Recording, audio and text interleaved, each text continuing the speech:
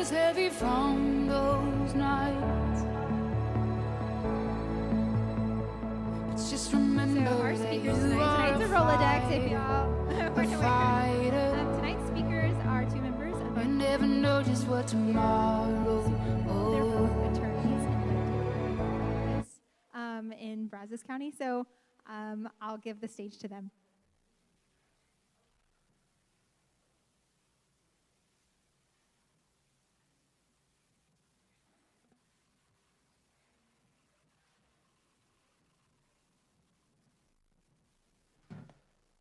Howdy.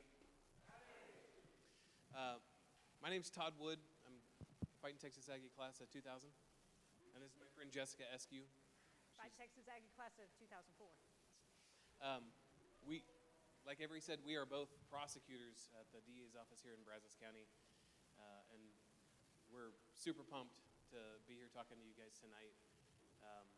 I've been part of this church, A&M United Methodist Church, since I was an undergrad at A&M. I actually grew up here in College Station. And I grew up in a different denomination, but I started coming here when I started dating my high school sweetheart. We're married now, and we go to church here with our kids.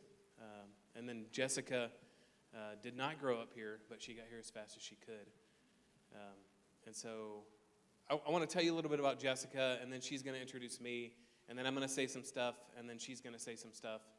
And if y'all have any questions at the end, we'll be happy to answer any questions. Hopefully y'all don't walk out because you're bored. So we won't take it personally at all if you walk out. Just kidding. We're taking names and we will make notes of it at the very end. So, like I said, we are both prosecutors with the DA's office. Jessica Eskew, well, first of all, a prosecutor is an assistant district attorney. It's an attorney, so we both went to law school, and then we both took jobs in public service as prosecutors. We are assistant district attorneys. I'm a huge fan of The Office, and so I've been trying to get our titles officially changed to assistants to the district attorney, but it hasn't happened yet. But Jessica is the chief of our family violence, domestic violence, and crimes against women unit. And Jessica has single-handedly changed the way Brazos County handles family violence in the courts. You may not know how prolific family violence is in Brazos County. Oh, are you kidding me? 32 minutes and 43 seconds on the countdown timer? You guys brought two lawyers here tonight to split time, and you're putting 32 minutes up on the timer? I've actually volunteered to go last because one of the things that we fight about when he and I try cases together is who goes last, because you have a timer on closing arguments. And if you go over the timer, it's kind of like the Oscars, you get played off stage. And so people want me to go last because I can talk and I can be very verbose. And if you go first, you will cut into the second person's time. And so it can be a little tensious if and I'm going to call Todd Nathan probably several times because we call him at work Nathan. And so I didn't even know he had another name until I started coming here to church with him. But when he and I try cases together, it's like, who's going to go first? And I'm like, if you go first, don't you dare cut into my time. And so we can be verbose, so if we go over a little bit, we're sorry. Yeah, so just get comfortable. Prosecutors have a job where the job description is literally written into Texas law. And our job description under the law is to see that justice gets done. And that's what it says in the Texas Code of Criminal Procedure. And when I learned that for the first time, it sounded a lot like Micah 6:8 to me. Do justice, love mercy, and walk humbly with God. The Supreme Court of the United States has called prosecutors ministers of justice. And my friend Jessica is a shining example of what it means to be a minister of justice. She has been the chief of our family violence unit, I think, for 8 years. Is that right? Yes. 8 years. She is relentless about pursuing justice for victims of domestic violence, for victims of sexual assault, and for other vulnerable groups. Jessica also is an expert in dealing with criminal defendants, people who have perpetrated crimes, who have done that because they suffer from a mental illness. And so Jessica has a lot of experience and a lot of knowledge when it comes to dealing with special and vulnerable groups. She's also a wonderful friend and mentor. When I first started at the DA's office, Jessica was a person that I quickly learned that I could go to for advice, and we've been friends for about 6 years now. Her integrity and responsibility have made it so that whenever I usually find myself in her office, whenever there's something that I know that I need to do, but that I don't want to do, and she's usually the one that puts me in check. I respect her, I admire her, and like many of the attorneys at the DA's office in Brazos County, I emulate her as much as I can. She's also a woman of great faith, and our topic to talk to you tonight after the next 29 minutes of our introductions, our topic that we're going to talk to you tonight about is developing and maintaining and carrying out our faith into the real world, and what that means as Christians. She is the embodiment of that. She incorporates and maintains her faith in the real world. And by real world, I'm not talking about the delicate gardens that we maintain for ourselves in our homes and in our church. Jessica knows what it is to look at the world for what it is. It is a cruel and harsh place for many people that are out there, many vulnerable and underserved groups of people. Jessica knows what that looks like, and her faith has made her a crusader to those people. But it's not her skill as an advocate, although it's great. She's a fantastic lawyer, y'all, and y'all are going to get to hear her talk, and it's going to be good. T-minus 45 minutes for that. But it is her faith, and we have had many conversations in our office about God and faith and justice and love for all people, and so it is. I have seen and I know that it is her faith that sustains her in the work that she does, and so I hope that you will listen to the things that she has to say, because she is worth listening to. Jessica's a national speaker on the topics that she has expertise in. She speaks everywhere on this stuff. This is actually the first time I've ever gotten to talk to anybody other than a jury. And they like grab those people off the street and make them sit and listen to me. So y'all are in for a treat when you hear Jessica. So standing next to me is one of the kindest people I have ever met. I told him the other day that I thought he had a beautiful soul, and he got really embarrassed. Nathan Todd Wood is everything that you see in front of you and more. He is the chief of the 361st District Court, which means he's the lead prosecutor for the 361st District Court. And he has 3 prosecutors who all walk around admiring him like groupies, just following him around and wanting to be just like him. And I follow behind them wanting to be just like him. He is the real deal, y'all. So he and I have actually had the privilege of trying several cases together. But one of the things that Nathan has that is even, see, I told you I was going to slip and call you Nathan. One of the things that he has that a lot of other people don't have, or quite frankly anyone else I've ever met, is his background is both in law, and Todd has a background and a degree from seminary. So the role that has been thrust upon him in our office is that of the chaplain of the Brazos County District Attorney's Office. Y'all, being a prosecutor is hard. We see a lot of bad things. We deal with a lot of people who, some of whom are quite frankly mean or awful or addicted to drugs or have done evil things. And it can be really hard to go out to a murder scene or watch some of the things that we're required to watch or listen to some of the horrible trauma that some of our victims have gone through. It can take a toll on us, and it can hurt our soul.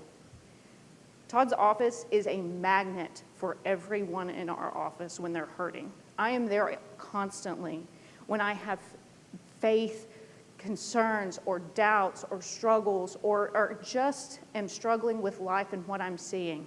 And he always drops everything he has, the huge workload he has, and he listens. I honestly don't know how he gets all his work done because he always has people in his office. He is a special human being who always has the spiritual guidance to tell us what we need to do, to show me something that I haven't thought of, and he is invaluable in our office.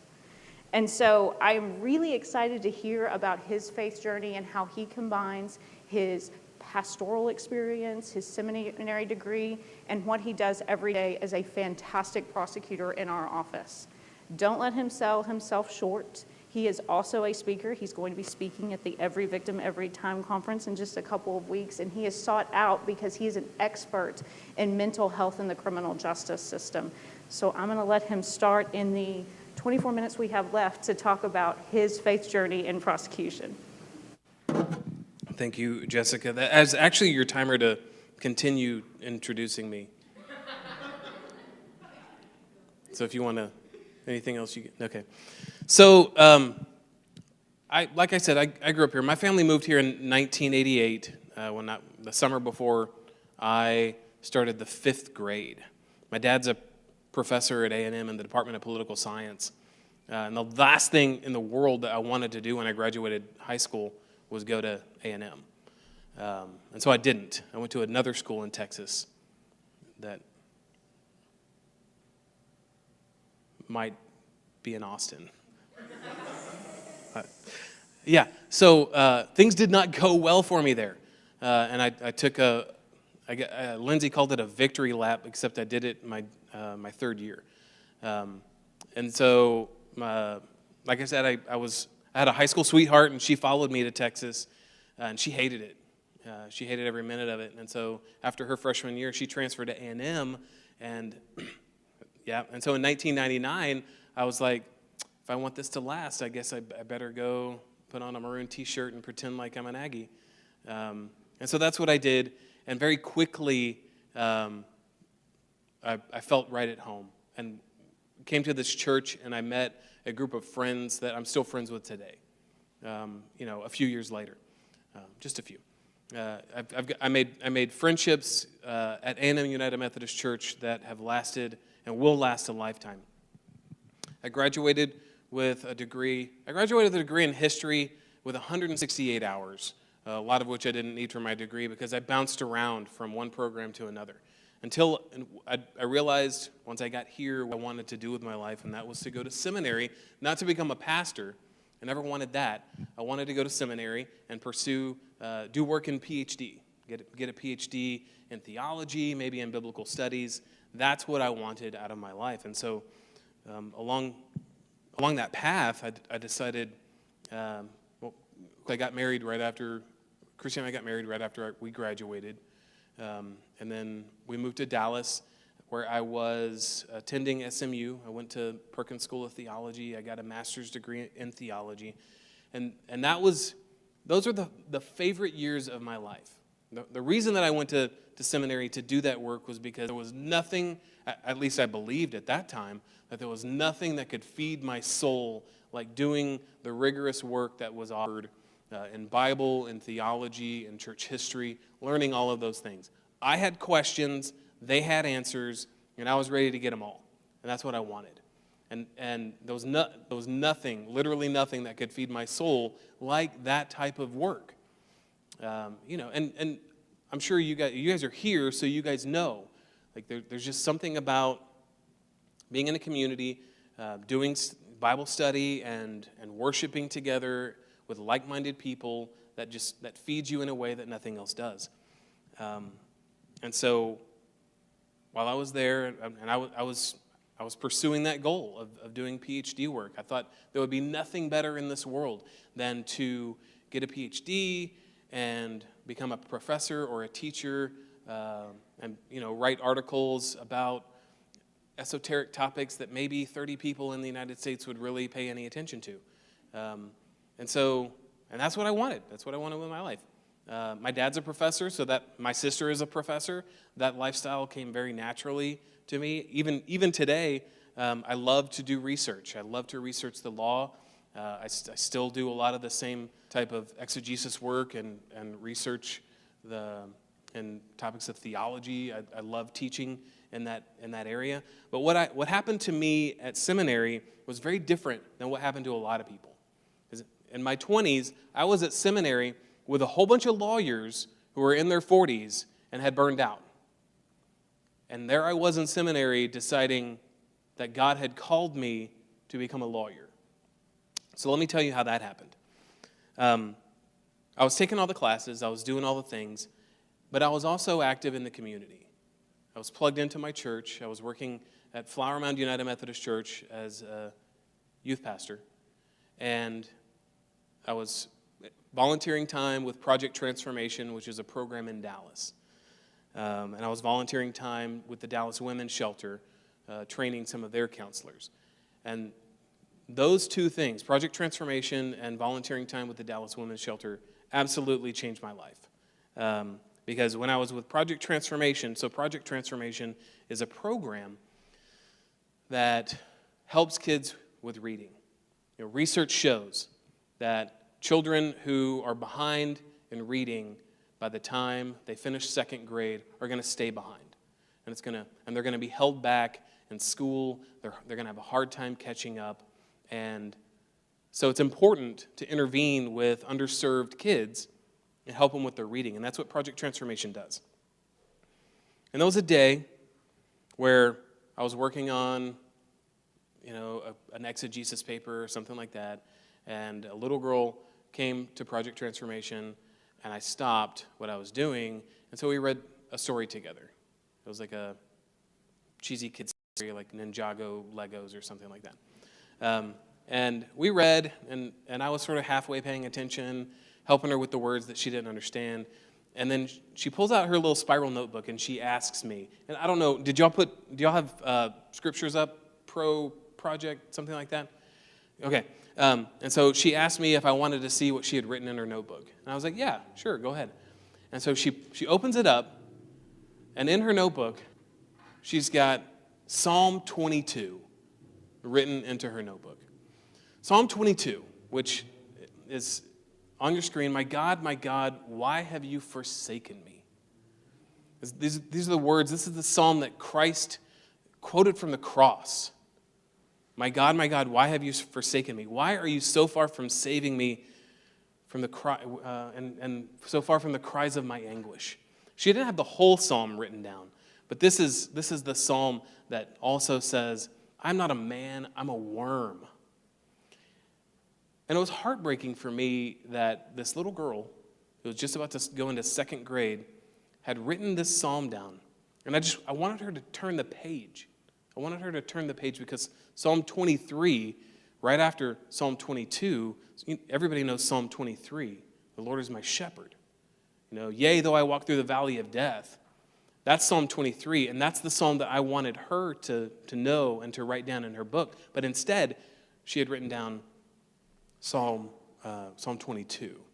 And it burdened me that a child that age would write those words. On a different occasion, we had a chance to sit down and work with the Dallas Women's Shelter and talk to some of their counselors. We weren't providing direct services to women that were housed at the Dallas Women's Shelter, but what they had was a frequent problem that they were seeing.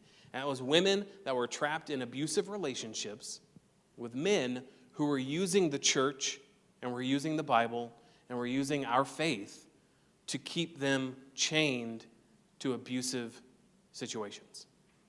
And so those counselors wanted seminary students and seminary professors to help them better understand what Christians in those situations and what women trapped by abuse and faith have, what options they have available to them. And we did that work. And what I found was that there were so many women who were being told by their churches, not just by their abusive husbands, but by their churches, that they needed to stay in those abusive relationships. And I realized at that point in my life that the church was preaching a truncated gospel, a shortened version of the gospel that promised to save these women's souls without breaking their chains. And I don't know, the Spirit moved in me. And about the same time, I became familiar with IJM, International Justice Mission, and a bizarre, pure coincidence. I'm sure there was no providence in the situation. In a bizarre, pure coincidence, I found myself at a lunch with a guy named Gary Haugen. And Gary Haugen is the founder of IJM. And he was talking about all the cool stuff that he does. You know, they free children from sexual slavery. They free children from brick factories. They fight for land rights for widows. They oppose police brutality in third world countries. And I was like, man, that's really cool. To me, that sounded a lot cooler than writing articles that maybe 30 people would be interested in. At that time in my life, I was like, wow, that is boots on the ground stuff. That's how to be the hands and feet of Jesus. Today, I understand that there's room for both of those things in God's ministry on earth. But I was so moved. I was so moved by my experiences with Project Transformation and my experience with the Dallas Women's Shelter and what I was hearing from the ministry of IJM and Amnesty International and other organizations like that, that as I was wrapping up my master's degree, my $40,000 master's degree, I went to my wife of 4 years, and I told her, baby, I think I'm going to go to law school. And she said, okay. She said, okay. And so we did that. We moved from Dallas to Houston, and in 2009, I graduated from law school. Now, let me tell you, I was 3 days into law school when I tearfully realized I had made a huge mistake. I hated law school. I hated every minute of it. My grades were poor. I made great grades at Perkins. I struggled to make B's in law school. It was a whole different animal. The atmosphere was completely different. Anybody thinking about going to law school here? I know Avery said she is. Anybody else? Anybody else? Yep, you.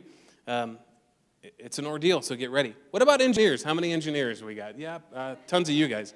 And so when it comes to incorporating and maintaining faith, there are a couple of things that I want to say to you guys. Because at law school, you know, you go to law school has nothing to do with anything that you studied as an undergrad. You have to take the bar exam. So the worst thing that ever happened was the bar exam. Because you spend 3 years in law school, and you graduate, and it means nothing. You can't do anything with a law degree. You got to take a test. And so you graduate from law school, and you study for 6 weeks for the bar exam.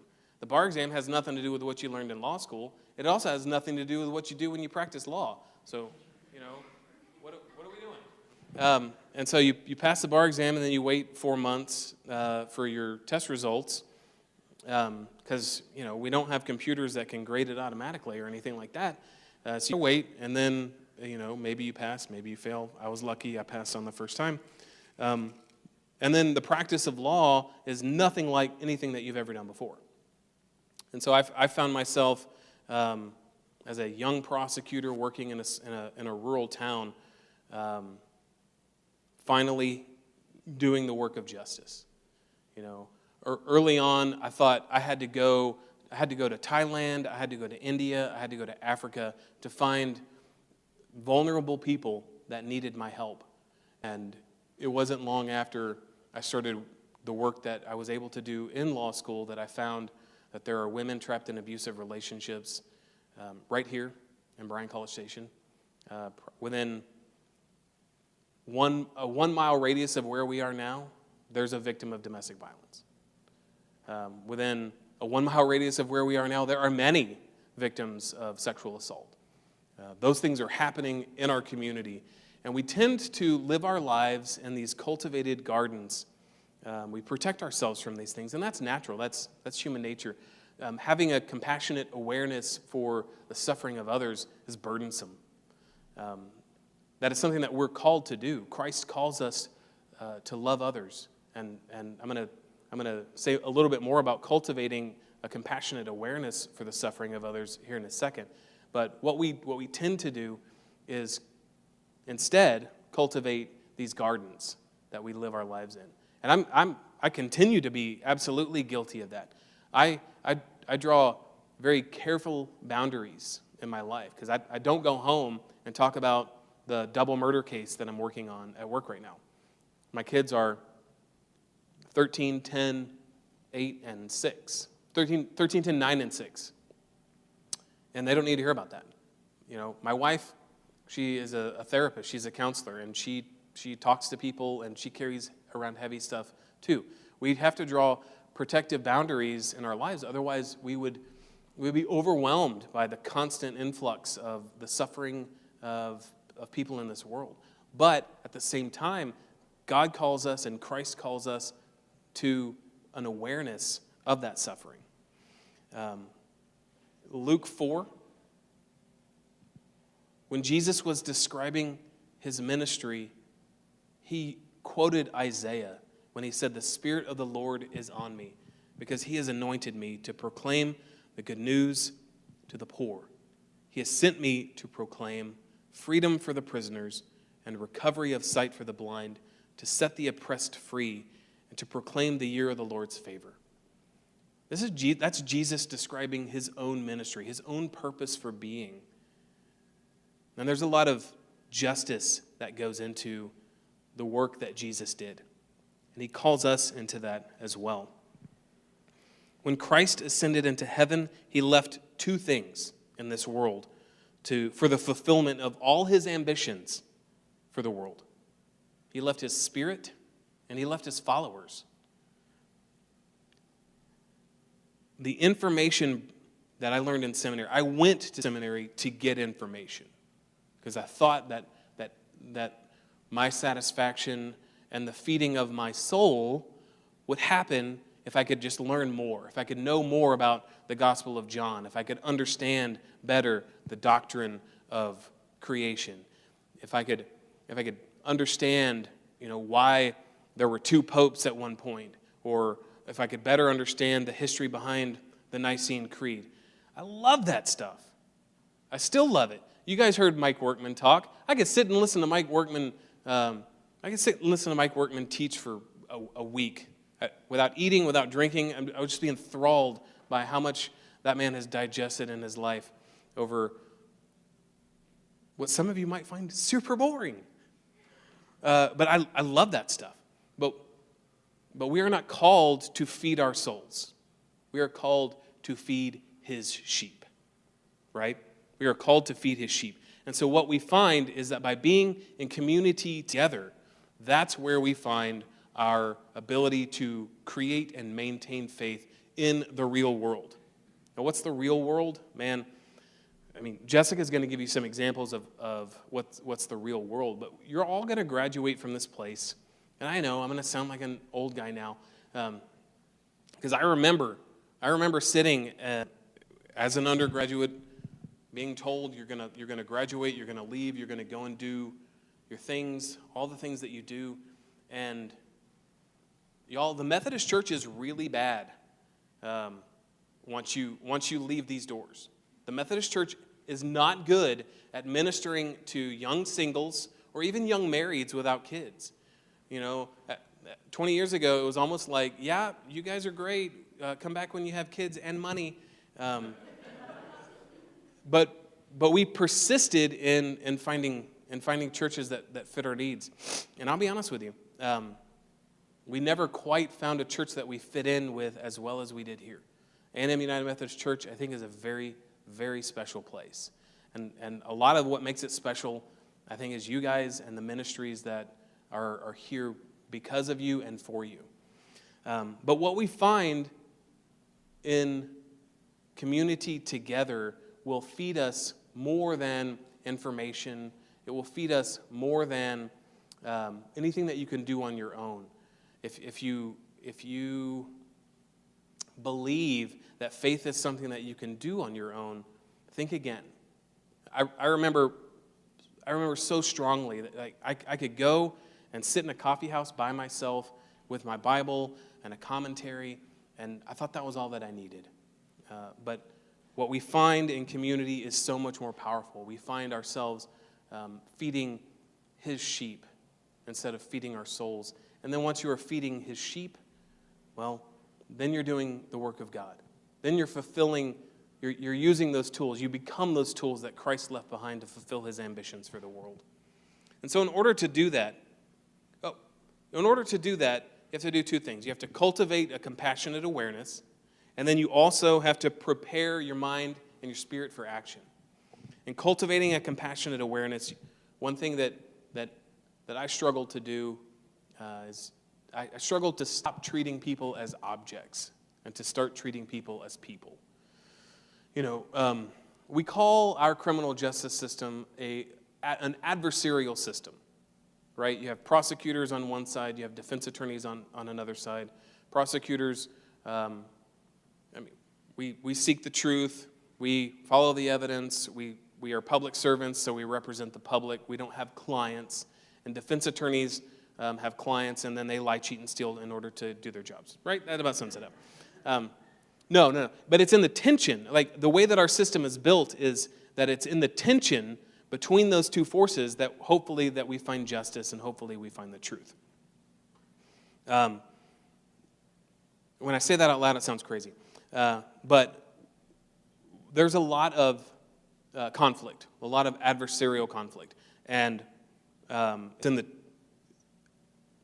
you can get angry, you can get mad from time to time, and when you stop treating people as people and start treating them as objects or obstacles that are just in your way, then you lose sight of how to love, and then you lose sight of the compassionate awareness that it requires in order to see the people that are vulnerable in this world that need your help. We are called, everybody with a Bible in this room knows that we are called to love God and love our neighbor. In Luke 6, Jesus says to treat people the way you would like to be treated. Your parents told you that was the golden rule growing up. But our calling is higher than that. In Hebrews 13:3, it says, remember those who are mistreated as if you yourself were suffering. And so while we cultivate these gentle and shady gardens to live our lives in, remember that there are those who suffer, and cultivate an awareness of them so that wherever you go, whether it's a career in law, whether it's in medicine, whether it's as an engineer, wherever you go, you will be aware of those who are suffering around you. Because it might be another professional, it might be a patient or a client, it might be the janitor that cleans your office, it might be the Uber driver that's driving you home. But if you do not develop the awareness, you will not notice the suffering. And then once you have cultivated that awareness, prepare your mind and spirit for action. 1 Peter 1, 13 through 16 talks about girding up the loins of your mind. Now, this is the NRSV, therefore with minds that are alert and fully sober. We need some King James Version here. It says, gird up the loins of your mind. Gird up the loins of your mind. There's the Old Testament reference to girding up your loins, and when I was an undergrad, we loved saying that. Jeremiah 1:17, gird up your loins. Proverbs 31:17, gird up your loins. Women, gird up your loins and put strength in your arms. That's from Proverbs 31. And it's a biblical phrase that just means get ready for action, right? Because if you're wearing a dress or you're wearing like one of those biblical tunics, you can't do anything unless you hike it up, right? You got to hike it up and then get your sword out and you're ready for battle. Peter says, now remember, this is Peter. This is Peter writing after he has denied Christ. So he knows. He knows what it is to be timid. He knows what it is to be afraid of what his faith is calling him to do. And he says, with minds that are fully alert and sober. No, that's not what he said. He said, gird up the loins of your minds and set your hope on the grace to be brought to you when Jesus Christ is revealed at his coming. And so in order to gird up your loins, you're not actually going to tie something around your waist.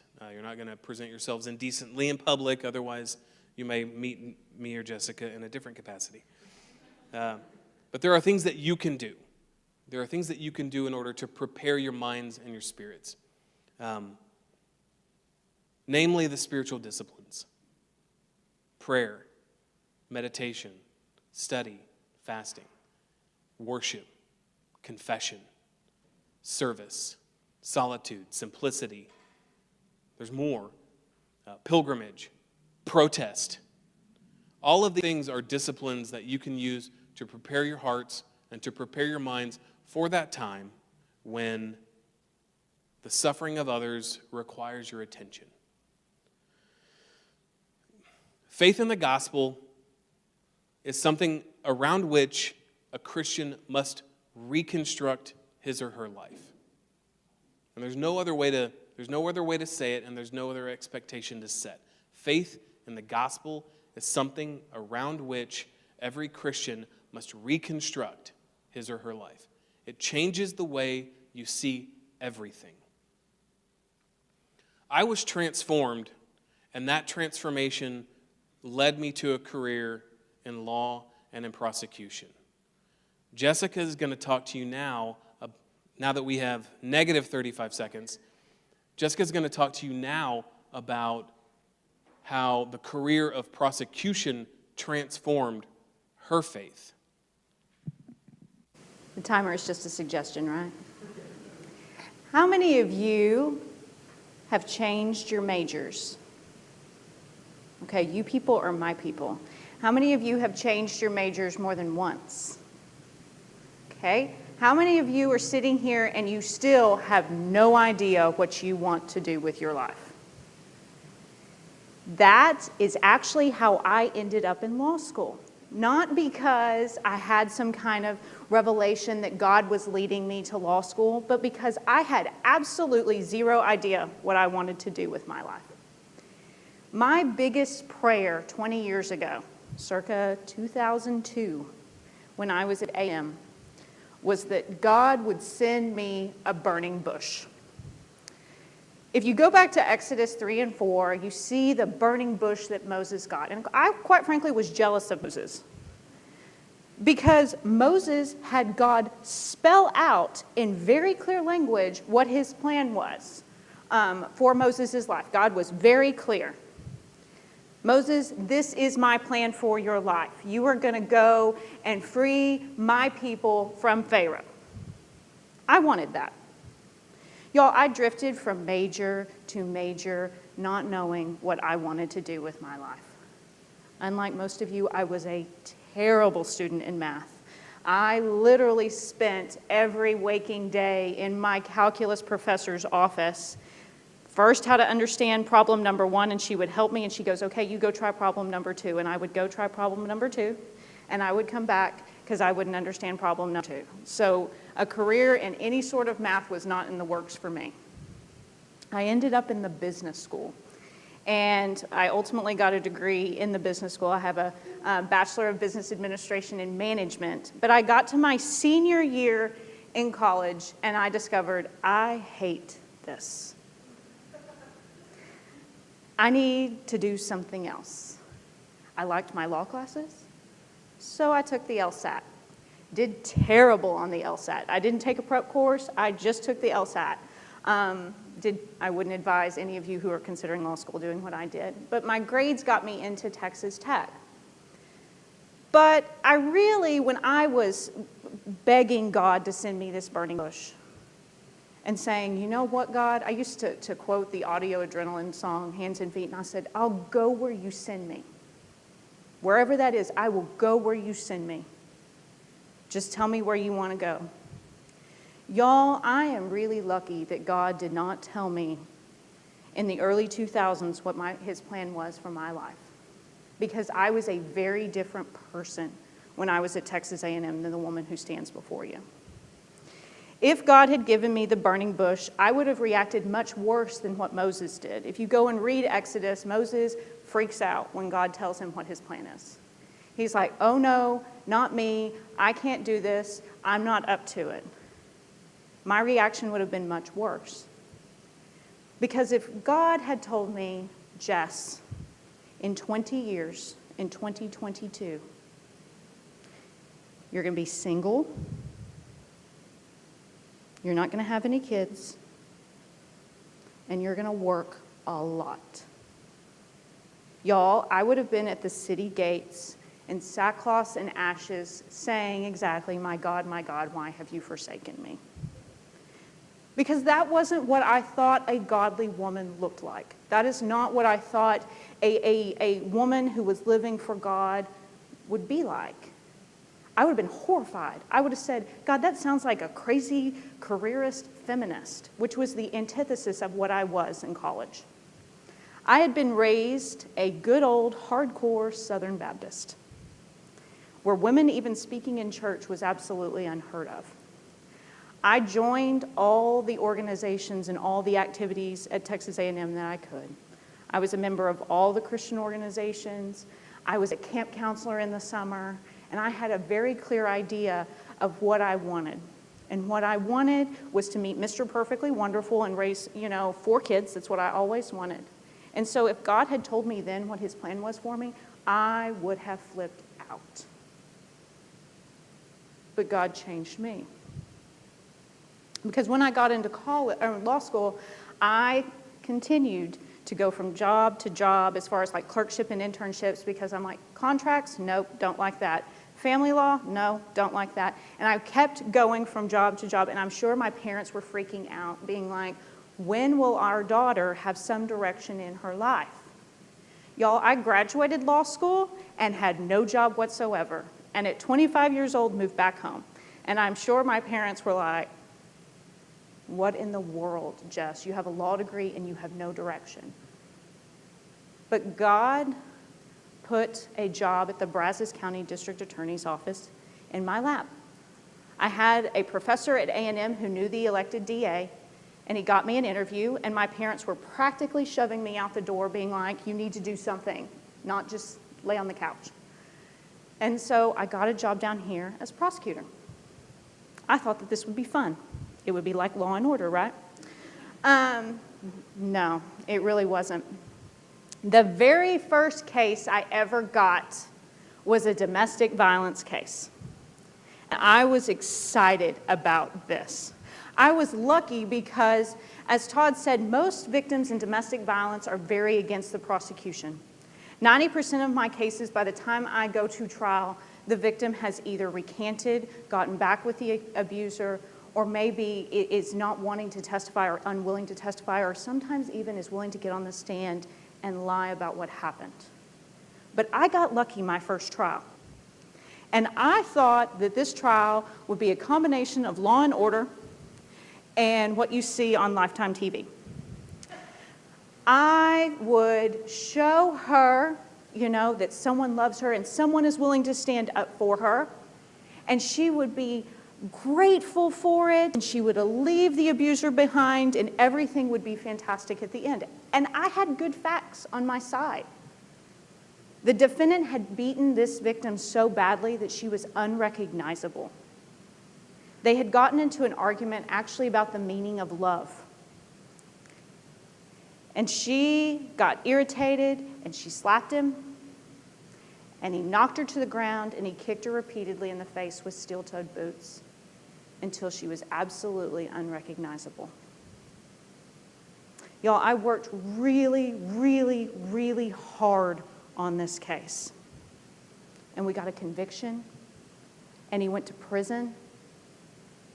And at the end of every trial where you have a victim, the victim has the opportunity to make what's called a victim impact statement, where they get to stand up and they get to tell the defendant how this crime affected them and to say, what they think of the criminal justice system. And I was like, okay, here it goes.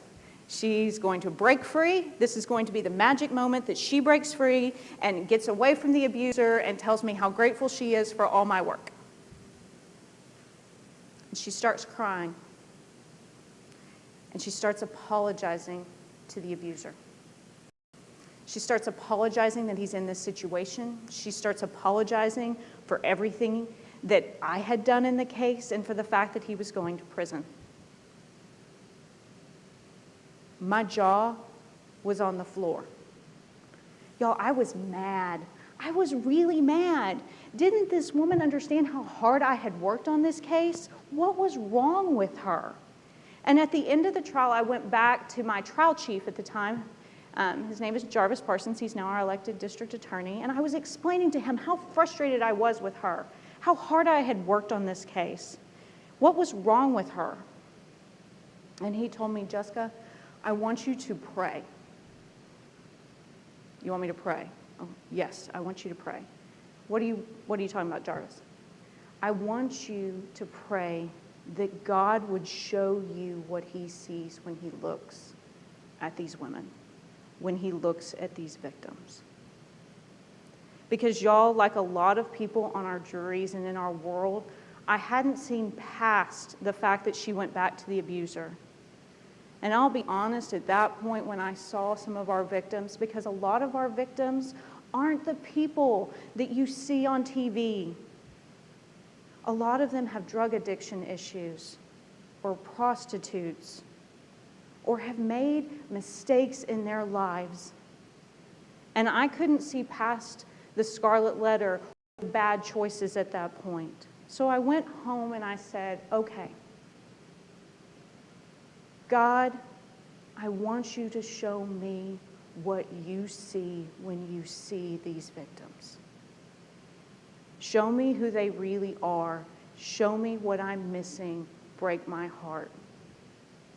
My first piece of advice to you is to be careful what you wish for. Be careful what you pray for. Because God answered my prayers in ways I couldn't understand. Because once I saw past the sins that I was obsessed with in college, once I saw past the bad choices or the things I couldn't get past, I saw the real person behind it, who was faced with awful choices, who was faced with things that but for the grace of God go I. That someone doesn't choose to become a drug addict or a prostitute or be in an abusive environment. It happens to them. And oftentimes it's easier for us to say, why don't you leave, than to actually sit and listen to what's going on. Once I started that, I saw completely different the environment of domestic violence. Most domestic violence prosecutors burn out in about 2 years. I've been prosecuting domestic violence now for nearly 15, doing nothing but domestic violence for the last 8. And 8 years ago, I got a grant through the Violence Against Women Act to be a prosecutor that focuses on crimes that are primarily where the victims are women. Domestic violence, sexual assault, stalking. So by the time I got this grant 8 years ago, I was an old pro at domestic violence cases. But I got to start prosecuting sexual assault cases. And God would forever change me again. About a year into me being a sexual assault prosecutor, a case landed on my desk. And this case had started out like so many of my sexual assault cases. Started off at Northgate with a victim who'd had too much to drink and made the mistake of trusting the wrong person to take her home and take care of her. And she was sexually assaulted. But what started out as what I thought of a typical sexual assault case turned into something completely different when the police did a search warrant on the defendant's iPad and cell phone. When we got into the defendant's iPad and the cell phone, there was a video. And on that video was the defendant violently raping a completely different woman. Y'all, it's one of the most horrifying things I've ever seen as a prosecutor. The police figured out who this woman was, tracked her down, and talked to her.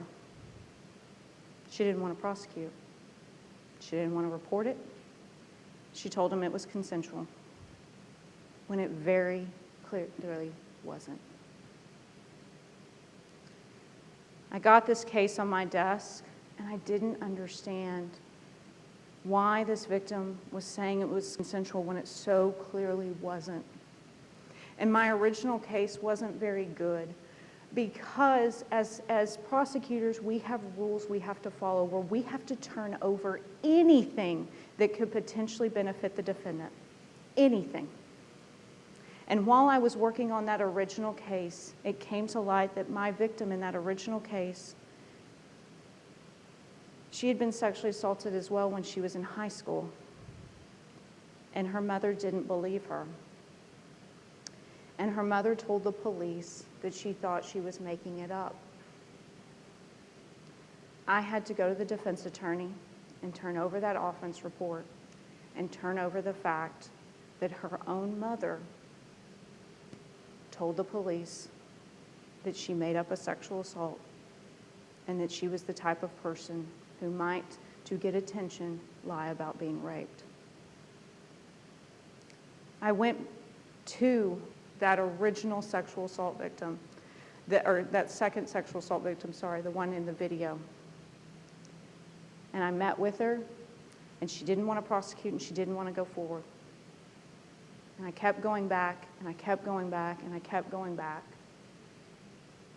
Because we don't prosecute sexual assault cases without the victim's consent because of the trauma it does to them. And when I finally had pestered her enough, she looked at me and she said, "You don't know me. If you knew the real me, you'd never want to stand up and fight for me. You wouldn't want to take this on. There are things about me you don't know." And I looked at her and I was like, I don't care. I want to move forward in this case, but because I can tell you that this is wrong. And she said, "I'm going to send you some text messages. And I want you to tell me whether or not you still want to fight for me." Our second victim had been in a relationship with this defendant. And during this relationship with him, she had shared some naked photos of herself. And later, when she broke up with him, he sent her these naked pictures, and he blackmailed her with them. He blackmailed her because, a lot like me in college, she came from an extremely conservative background with parents that were extremely strict and would not have approved of their behavior, would not have approved of sex before marriage or sharing photos like that. But what she was most afraid of wasn't the fact that he would threaten to send these naked pictures to her parents. What she was more afraid of was the threats that he would make if she did not come over and engage in whatever sexual act he wanted. He threatened her and said, "I will tell your parents about your abortion if you don't come over." Because she had gotten pregnant in this abusive relationship and had made a choice to have an abortion rather than raise a child with this defendant. And she said, "If my parents ever find out, they will never speak to me again. They will disown me and I will have nothing. I cannot go forward in this case. Can you promise me that he won't tell my parents?" And the reality was I couldn't make her that promise. We pseudonym sexual assault victims, but I couldn't keep him from telling her parents that. And quite frankly, at the time the law changed, there was nothing illegal at the time of what he did. The sexual assault, yes, but the blackmail, no. But I told her, what happened doesn't change anything for me. And what actually broke my heart was that wouldn't have been true just a few years before. Because a few years before, it would have changed how I looked at her. I wouldn't have been able to get past the scarlet letter. But because God had changed me at that point, I saw her for the horrible choices she was faced with, and the fact that she was trapped in an abusive relationship and she deserved to have someone fight for her. I told her I didn't care and I wanted to fight for her. And I gave her my personal cell phone. Todd talks about boundaries, and I am notorious in my office to having terrible boundaries. I have terrible boundaries with victims. I have terrible boundaries with the police. I have terrible boundaries. I let people call me at all hours of the day and night. I told her to give me a call. And she called me late one night, and she said, I told the first person ever what happened. I told my best friend. And I'm uncertain. And I told her, I can't promise we will win, but I can promise I will do everything I can to fight for you because you are in a prison and you don't deserve this. And I can promise you this, that this type of behavior will continue past you. And she said, okay. I indicted her case the next week. And when we got to court, the defense attorney for the defendant was like, he says she'll never come. He says she'll never show. And he refused to plead. And we got closer to trial, and we got closer to trial, and we prepped for trial. And she was on board through tears and fear, and she believed in it. And we get up to the eve of trial, and the defense attorney's like, do you have her? And I said, yes. And she said, okay. He says he's going to plead. So we show up to plea. And I tell her there's a chance he will plea. I think this is just a chance, a test to see whether or not you come. And y'all, she showed up. She came all the way back to College Station, a place that she never wanted to see again. And when she walked in the courtroom and the defendant saw that his power over her was no more, he pled, he went to prison, and he's now a sex offender for the rest of his life. We are taught not to show emotion with victims because showing horror when someone's telling you something horrific can shut them down because victims will mimic the emotion they see. But y'all, when she showed up, for the first time and only time in my career, I completely lost my composure and started crying because she was willing to come forward and face alienation and everything she'd overcome to be there from her parents, from judgmental people like me, and stand up to this awful, awful man who had put her through hell.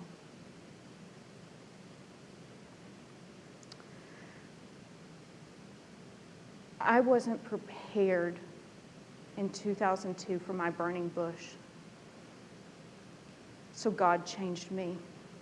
He changed me to be a better person, to stop being the Pharisee that you see in the New Testament and start to be more like him, seeing past the scarlet letters to the people underneath, to now run with the tax collectors and prostitutes and sinners to see their stories and to tell their stories to law enforcement and to fight for them.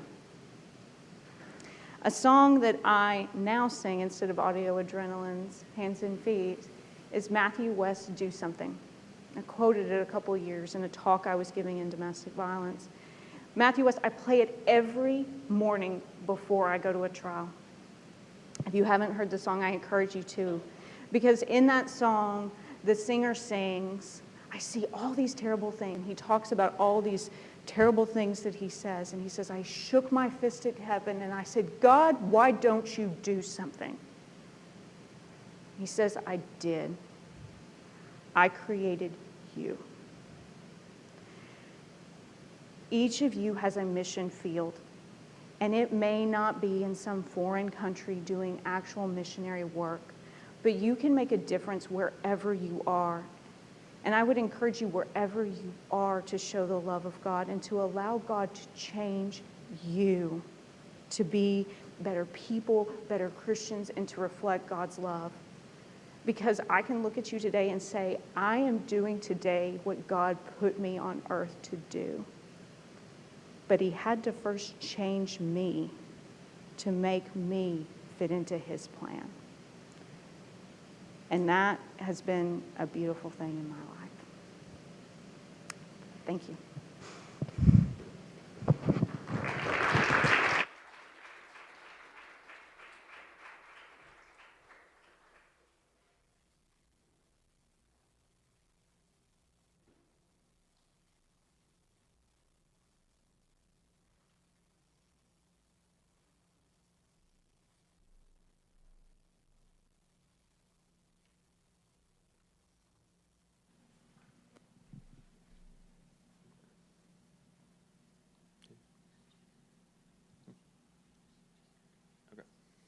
I'd like to thank y'all very much for speaking tonight to each and every one of us.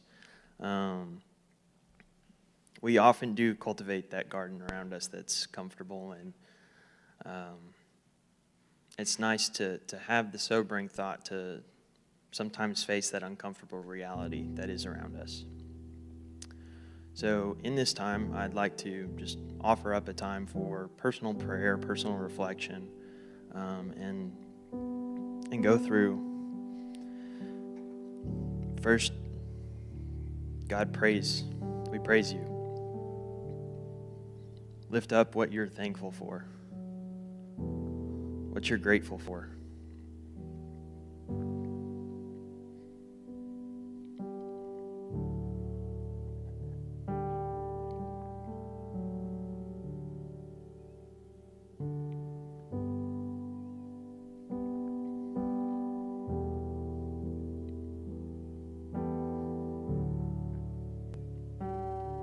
Now, God, it's not a pretty picture out there in the world. You know, I just had an exam today, so what's a lament? What is eating at you? Where can you ask God for some peace?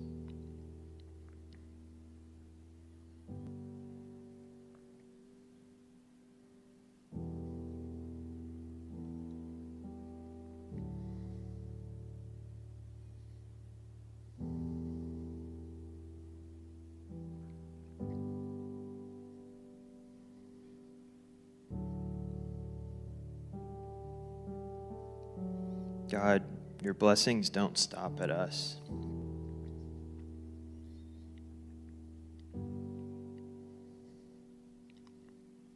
We look around us, this community that we have, that we're able to share in, and to grow, and to be loved, and to be encouraged. God, we are blessed by that.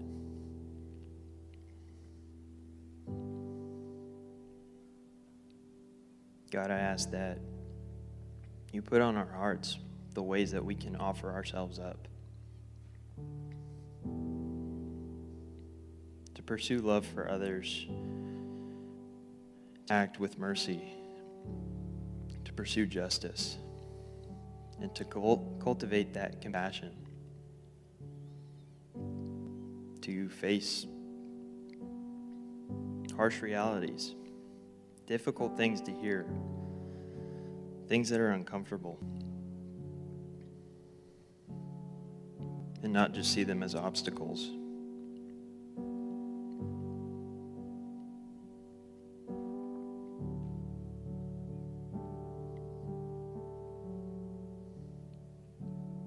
God, we praise you.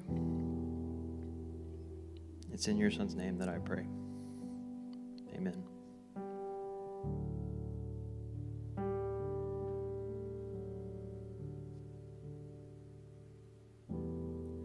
So y'all can kind of stay where you're seated. You don't have to stand for worship. If you want to, you can, but it's kind of just whatever the Spirit leads you to do today. Hope that y'all feel encouraged.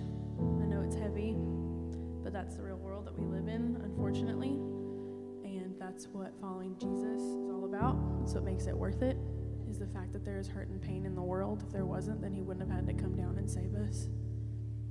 So I hope that y'all leave today feeling the righteous weight of the calling and the Great Commission. Not just to make disciples, but also just the call to be the hands and feet of Jesus, to go and be a light to the world in a world that has no light of its own.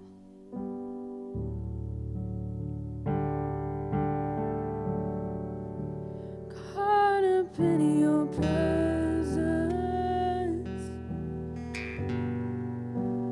I just wanna sit here at your feet. I'm caught up in this holy moment. I never wanna leave. Oh, I'm not here for blessings.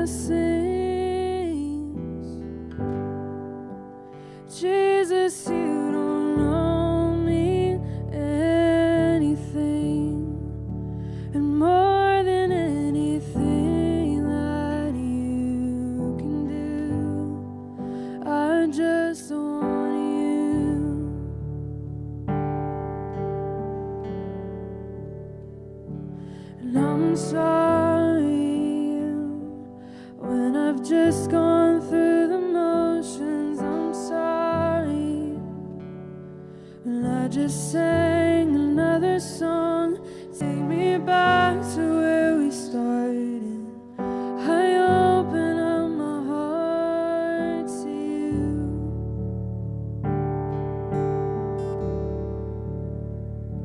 And I'm sorry when I've come with my agenda. I'm sorry when I forgot that you're enough.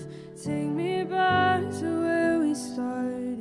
I open up my heart to you. I'm caught up in your presence. I just wanna sit here at your feet. I'm caught up in this holy moment. I never wanna leave. Oh, I'm not here for blessings. Jesus, you don't owe me anything. And more than anything that you can do, I just want you.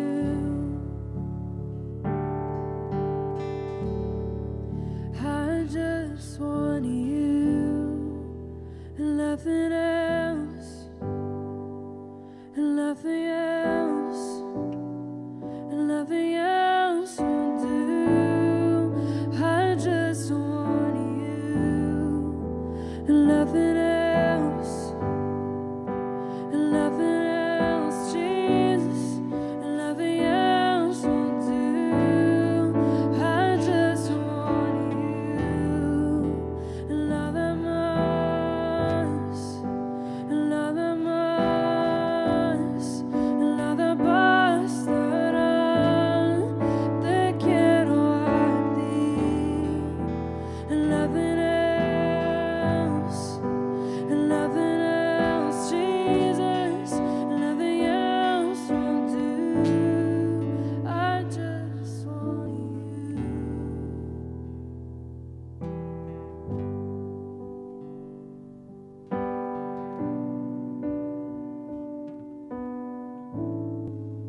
I'm caught up in your presence. I just wanna sit here at your feet. I'm caught up in this holy moment. I never wanna leave. Sing it out. Oh, I'm not here for blessings. Jesus, you don't owe me anything. And more than anything that you can do, I just want you.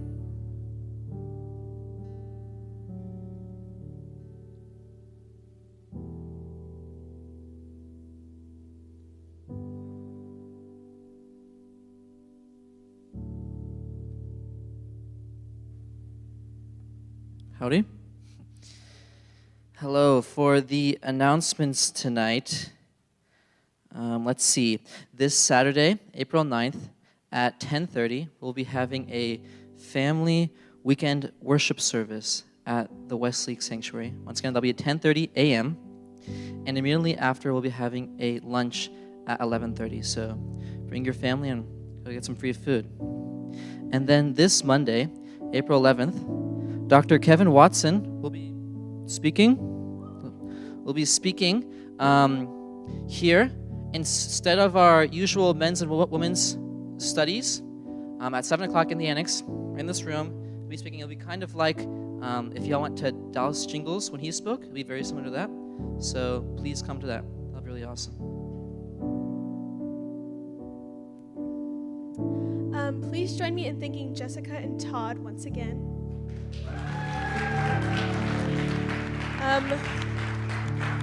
I think I speak for everyone in saying that we really enjoyed hearing your journeys and your stories, and they really impacted us.